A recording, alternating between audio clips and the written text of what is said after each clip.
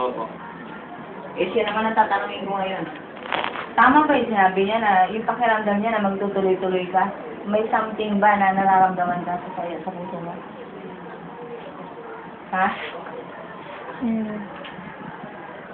Dito tayo sa mga girls, ha? Narinig niyo yung sagot niya? Na may pakiramdam siya na magtutuloy-tuloy siya na pag-aralan ng Diyos? Narinig niyo umupo siya? Sa inyong 5, sino sa inyo ang magsasabi na nararamdaman niya magtutuloy-tuloy siya? Amen. Nararamdaman. Huwag maya. Recitation to, graded recitation. Ang Diyos ang magbibigay ng grade sa inyo. Siya, sino sa dulo? Sino pa? Ang nararamdaman na magtutuloy-tuloy siya? Yan. Ang performance sa school at ang grade ninyo, kung ano yung nire-react ninyo sa school. Kung ano yung pinipresent sa school. Tama ba? May pumapasok ba sa school na hindi naliligo? Hindi nagpupulgo? Ha? Wala. Minsan mayroong hindi maligo, may mga dahilan, di ba?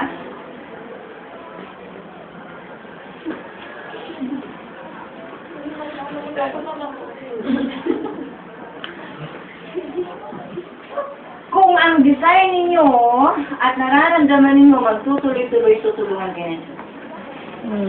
Sapagkat para sa Diyos, ang inyong gusto, ibibigay ng Christian.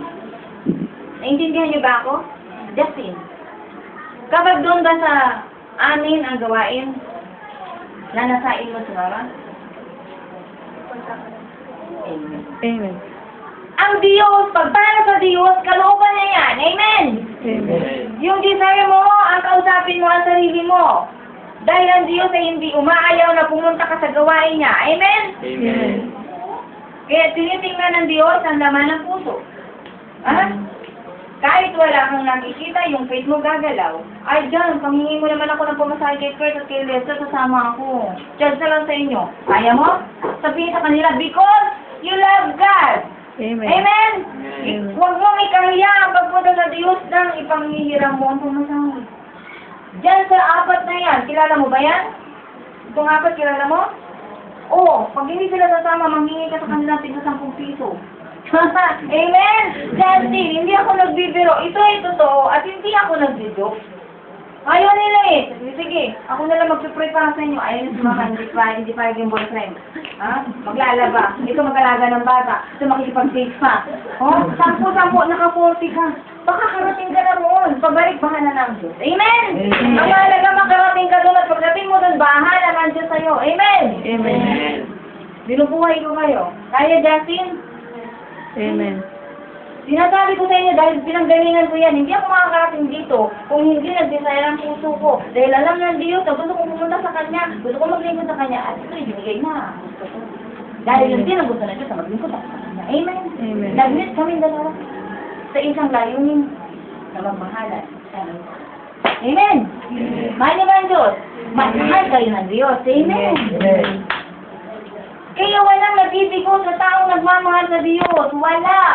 Kaya ang unang mahalin ay ang Diyos. Amen? Amen. Sinasabi ko ito sa inyo. Kung sa school, kapag nag-recitation, graded recitation, gusto mo ng grade na ano, siguro 85, okay na yan sa inyo. Pero ako hindi ako okay ito, gusto ko mga 90 pataas. Amen? Ha? Abay, kailangan sumagot ka ng maayos. Di ba? Kung kailangan memoryahin mo. Dahil tomorrow may graded recitation, ano, isasagot mo kung wala kang alam. Di ba? Kailangan mag-aaral ka. At dito, ang mga sinasabi dito mula sa Diyos, tatanin mo sa isip mo. Para pagdating, ang sunod na gawain, uy, sinabi ng Diyos, pupunta ako dahil mahal niya ako. O, amen? May natandaan ka sa sinabi ngayon. Kung wala ka natandaan, pabalik ka kaya, wala. Doon ko kayo. Kaya kailangan makikinig. Ha? Makikinig. Sino ba nakikinig dito? Taas na ang kamay. Nakikinig ba kayong lahat? Naiintindihan niyo ba? Amen. Oo, yun ang mahalaga. Kasi kung hindi nyo naiintindihan, kahit daldal ng daldal, yung magsasabi ka, narinig nyo lang, pero hindi nyo naiintindihan hanggang sa narinig at hanggang sa makalimutan namin narinig. Dahil hindi na unawahan. Tama ba? Amen. Sino sa inyo nagmamahal sa Diyos? Taas ang kamay. Kapag mahal mo ang Diyos, hindi mo hahayaan na ang Diyos hindi mo mapakinggan. Amen? Kapag kayo nagmahal at nagkaroon kayo ng karelasyon, ng kapwa nyo, gusto mo marinig na sabihin sa'yo mahal ka niya, tama ba? Alam mo na mahal ka niya, pero gusto mo, mahal mo ba ako? Sasabihin naman niya sa'yo, sinabi ko na eh, di ba mahal kita? Gusto ko pong marinig eh. Oo, di ba? Gusto pong marinig kasi masarap yung naririnig. Amen!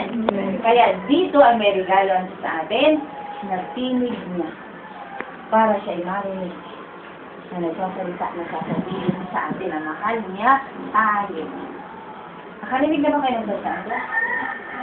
Nakarinig na ba kayo before na nagsalita ang Diyos? Sa inyo personally? Not yet. Di ba? Di niyo pa na-experience na nagsalita ang Diyos sa inyo? Hindi pa. Okay. Dito, ay ma-experience niyo yan. Kaya kung sinabi na-experience, kasi baka hindi na bumalik sa sunod. So, na-experience yun, narinig niyo, di ba? Dito, mabubuhay tayong kasama ang tinig. Amen. Amen? Amen. Doon sa magpapatuloy. Amen? Amen. Siya, ang dami na naririnig. Pero sabog. No. Ano ba yung tinig? Ang tinig ay mula sa salita. Amen? Amen. May tinig ba ako? Ano lumalabas sa bibig ko? Salita. Kaya nagkatinig, inilabas ko. Amen? Amen. So, ang salita ng Diyos ay inilabas sa bibig ko, kaya nagkatinig. Ang bibig ko ang lalabas na ng salita ng Diyos. Milagro, himala, ikaw ay naging tao kayo. Ginawa ng nanay at tatay nyo, ginawa ang nanay at tatay nyo ng nanay at tatay nila. Dahil gumawa ang Diyos ang himala. Sa mga buhay nila. Amen?